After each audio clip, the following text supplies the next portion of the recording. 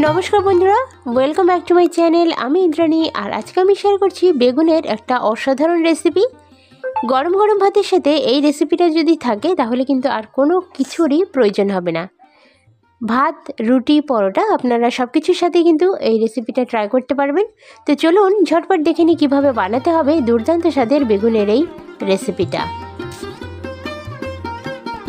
রেসিপিটা শুরু করার আগে সকলের কাছে একটাই অনুরোধ, রেসিপিটা যদি ভালো লাগে তাহলে অবশ্যই একটা লাইক দেবেন আর এই ধরনের রেসিপি দেখার জন্য আমার চ্যানেলের সাথে যুক্ত থাকার অনুরোধ রইল। তো চলুন দেখে নিই কীভাবে বানাতে হবে আজকের বেগুনের রেসিপি। তো রেসিপিটা বানানোর জন্য আমি এখানে নিয়েছি একটা বড় সাইজের বেগুন, আর এই একটা বেগুন দিয়ে কিন্তু পুরো পরিবারের জন্য রেসিপি তৈরি হয়ে যাবে। তো এবার আমি প্রথমেই বেগুনটাকে কেটে নেব। বেগুনটা আমরা প্রথমে একটু লম্বা লম্বা শেপ করে কেটে নিচ্ছি আর তারপরে কিন্তু এরকম স্কোয়ার শেপ করে কেটে নেব। তো বেগুনটা একটু ছোট ছোট করে কেটে নিলে কিন্তু কোনো অসুবিধা নেই, তবে একটু বড় বড় করে কাটলে কিন্তু প্রবলেম হতে পারে। তো সেই কারণে কিন্তু একটু ছোট করেই আমরা আজকের বেগুনটা কেটে নেব।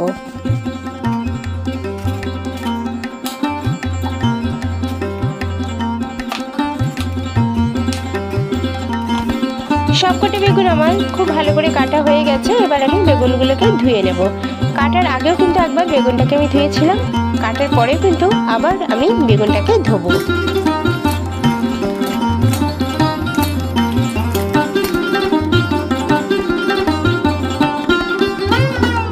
বেগুনগুলো খুব ভালো করে ধোয়া হয়ে গেছে। তো একটা প্লেটে আমি জল ঝরিয়ে তুলে রাখছি, একদমই যেন জল না থাকে সেটা একটুখানি কনফার্ম হতে হবে। এবার আমি এতে দিয়ে দিচ্ছি পরিমাণ মতো নুন, হাফ টেবিল স্পুন মতো নুন কিন্তু এখানে আমি ব্যবহার করছি। আর দিয়ে দিচ্ছি পরিমাণ মতো হলুদের গুঁড়ো, টারমেরিক পাউডার আর সামান্য পরিমাণ কাশ্মীরি লাল চিলি পাউডার। কাশ্মীরি লাল চিলি পাউডারটা দিলে খুব সুন্দর একটা লাল লাল কালার কিন্তু আসবে। এবার আমি খুব ভালো করে হাত দিয়ে কিন্তু মেখে নেব।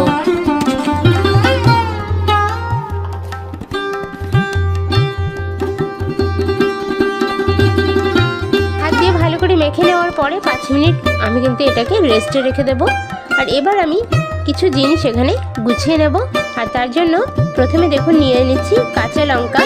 কাঁচা লঙ্কাগুলোকে খুব সুন্দর করে ছোট ছোট করে কুচিয়ে নিতে হবে।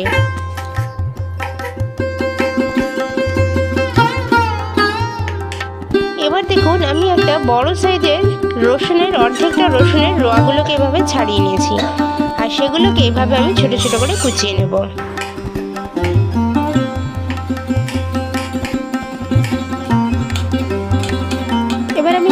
একটা টমেটো, বড় সাইজের টমেটোর পুরোটাই আমরা এখানে ব্যবহার করব না, অর্ধেকটা টমেটোকে আমরা আজকে ব্যবহার করব।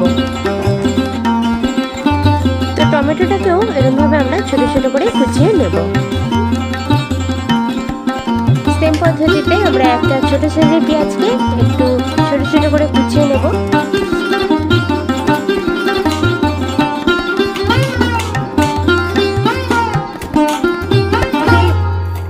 জিনিসগুলো কাটা কমপ্লিট হয়ে গেলে আমরা চলে যাব কড়াইয়ের কাছে।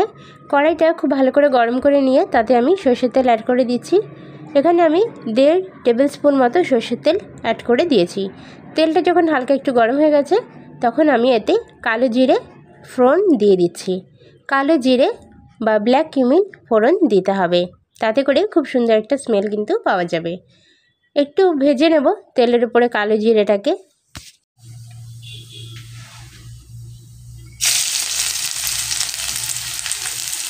কুচানো রসুনটাকে দিয়ে দেব। রসুনটা প্রথমেই দিতে হবে, তাতে করে রসুনটা কিন্তু সঠিকভাবে ফ্রাই করা হবে। রসুনে খুব সুন্দর একটা সোনালি কালার চলে আসা পর্যন্ত অপেক্ষা করব। তো দেখুন রসুনের সোনালি কালার ধরে নিয়েছে। তো এবারে এতে আমি কুচানো কাঁচা লঙ্কা অ্যাড করে দিচ্ছি। কাঁচা লঙ্কাকেও হালকা একটু ফ্রাই করে নেব।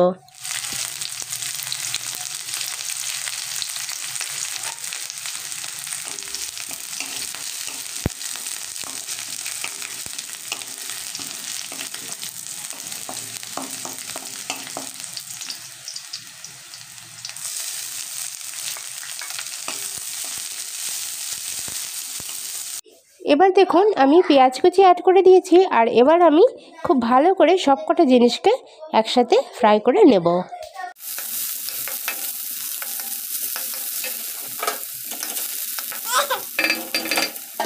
টমেটো কুচি অ্যাড করে দিতে হবে, তো আমি টমেটোটাকেও দিয়ে দিচ্ছি। আর টমেটোটা যতক্ষণ না পর্যন্ত নরম হবে ততক্ষণ কিন্তু ফ্রাই করতে থাকবো।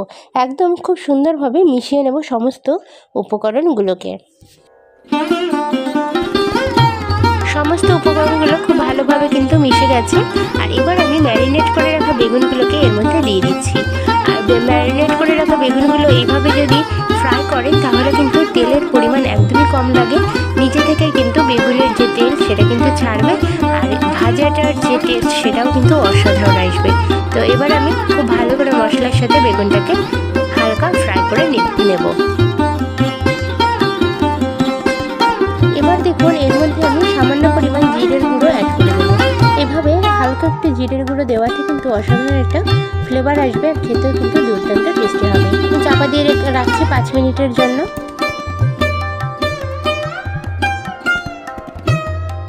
তো 5 মিনিটস পরে আমি ঢাকনা খুলে আপনাদেরকে দেখাচ্ছি। দেখুন অসাধারণ একটা রেসিপি তৈরি হয়েছে। আর এর মধ্যে আরও একটা দুটো জিনিস আমি অ্যাড করব। তবে এখানে আপনাদেরকে একটা টিপস আমি বলে দিই, যদি আপনাদের কাছে মাছের তেল অ্যাভেলেবেল থাকে তাহলে কিন্তু আপনারা মাছের তেলটা বা মাছের পেটা যেটা আমরা বলি সেটা কিন্তু দিতে পারেন।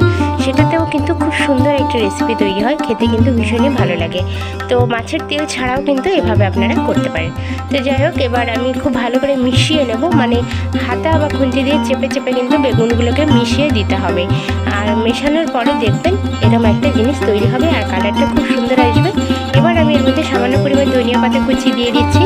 প্রচুর পরিমাণ ধনিয়া পাতা এখন বাজারে পাওয়া যায়, তো ধনিয়া পাতাটা অবশ্যই দেবেন। আর তারপরে আমি আর একটা জিনিস অ্যাড করবো, যেটা কিন্তু টেস্টের খুব সুন্দর একটা ব্যালেন্স আসবে।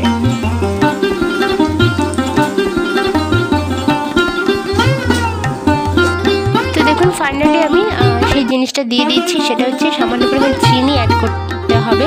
চিনিটা দিয়ে খুবই সামান্য একটু 1/4 টেবিল স্পুন মতো চিনি অ্যাড করলে টেস্টের অসাধারণ একটা ব্যালেন্স আসবে, একটু মিষ্টি মিষ্টি ভাব আসবে, যেহেতু বেগুন খেতে কিন্তু খুবই ভালো লাগবে।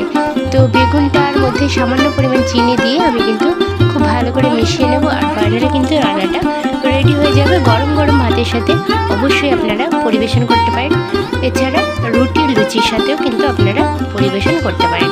তো আজকের রেসিপিটা কেমন লাগলো অবশ্যই আমাকে কমেন্ট সেকশনে জানান। ধন্যবাদ সবাইকে ভিডিওটা শেষ পর্যন্ত দেখা।